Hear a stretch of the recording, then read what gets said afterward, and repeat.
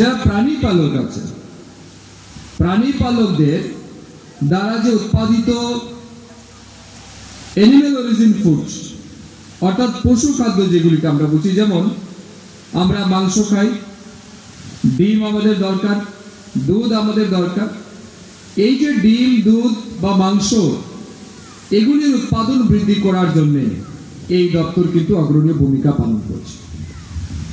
Number 3, এই রাজ্যের যারা বেকার যুবক যুবতী আছে তাদের কর্মসংস্থানের জন্য এই দপ্তর অনেক বেশি ভূমিকা পালন করছে গ্রামীণ অর্থনীতিকে মজবুত করার জন্য। কারণ যে বা যারা প্রাণী পালনের সাথে যুক্ত হবে, মনে করুন যারা পোল্ট্রি ফার্ম দিচ্ছেন, যাদের গোট ফার্ম আছে, যাদের পিগ ফার্ম আছে, কিংবা ডায়েরি বা ক্যাটেল ফার্ম যাদের আছে, এর মাধ্যমে তো একদিকে যেমন আমাদের ডিম, দুধ, মাংসের উৎপাদন বৃদ্ধি পাচ্ছে, অপরদিকে তো তাদের কর্মসংস্থান হচ্ছে, তাদের রোজগার বৃদ্ধি পাচ্ছে। তো আমাদের মূল 3টা সেক্টর, এক হচ্ছে অ্যানিমেল বা বার্ডসকে ট্রিটমেন্ট ফ্যাসিলিটি প্রোভাইড করা, 2 অ্যানিমেল অরিজিন ফুডের প্রোডাকশন ইনক্রিজ করা, 3 আমাদের আনএমপ্লয়েড ইউথ যারা আছেন তাদের কর্মসংস্থান বৃদ্ধি করা।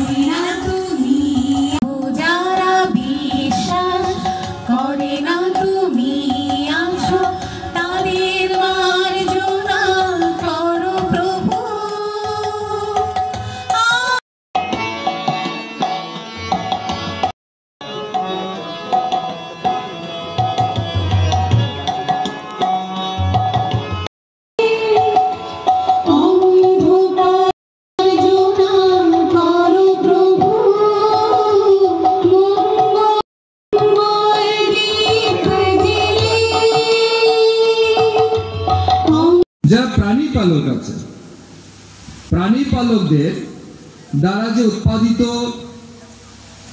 অ্যানিম্যাল অরিজিন ফুডস অর্থাৎ পশু খাদ্য যেগুলিকে আমরা বুঝি, যেমন আমরা মাংস খাই, ডিম আমাদের দরকার, দুধ আমাদের দরকার।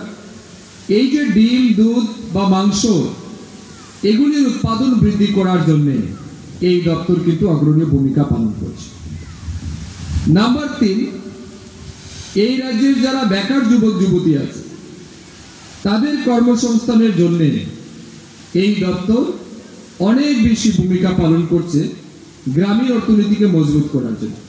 কারণ যে বা যারা প্রাণী পালনের সাথে যুক্ত হবে, মনে করুন যারা পোল্ট্রি ফার্ম দিচ্ছেন, যাদের গোট ফার্ম আছে, যাদের পিগ ফার্ম আছে, কিংবা ডায়েরি বা ক্যাটেল ফার্ম যাদের আছে, এর মাধ্যমে তো একদিকে যেমন আমাদের ডিম, দুধ, মাংসের উৎপাদন বৃদ্ধি পাচ্ছে, অপরদিকে তো তাদের কর্মসংস্থান হচ্ছে, তাদের রোজগার বৃদ্ধি পাচ্ছে।